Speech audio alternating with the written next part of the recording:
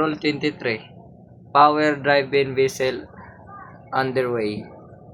A power drive-in vessel underway shall exhibit a masthead light forward, a second masthead light above of and higher than the forward one, except that a vessel of less than 50 meters in length shall not be obliged to exhibit such light, but may do so.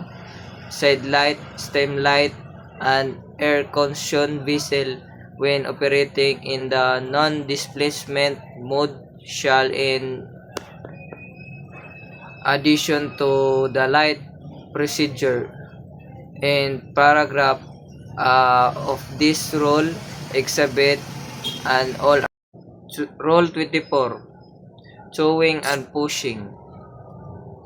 A power drive-in vessel when towing shall exhibit, instead of the light prescribed in Rule 25, two masthead light of vertical line when the length of the tow measuring from the stem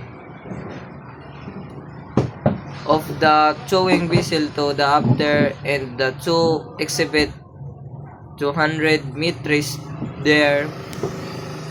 Such light in the vertical lines, side light, stern light, towing light, and the vertical line above the stern light when the length of the two second 200 meters diamond ship where.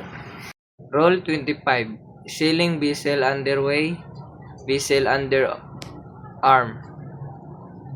A sailing vessel underway shall exhibit side light, stern light in a sailing vessel of the less than 20 meters in length. The light prescribed in paragraph of this rule may be commanded in one lantern carriage at or near the top of the mast where it can be seen. A sailing vessel underway may addition to the light proceeded and paragraph this rule exhibit at or near to top of the mast where they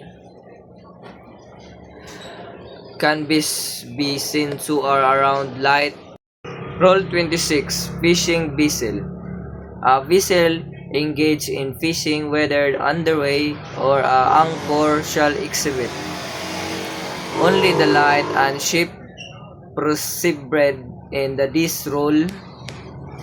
B. A vessel when engaged in trawling, by which is meant the dragging through. Exhibit a two around light in the vertical line, the upper being green and the lower white, or shape consisting for two cones with their apexes together in the vertical line, one above the other. Masthead light above of my higher than the all-around green light. Rule 27. Vessel not under command restricted their ability to measure. A vessel not under command shall exhibit two all-around red light in a vertical line where the canvas be seen.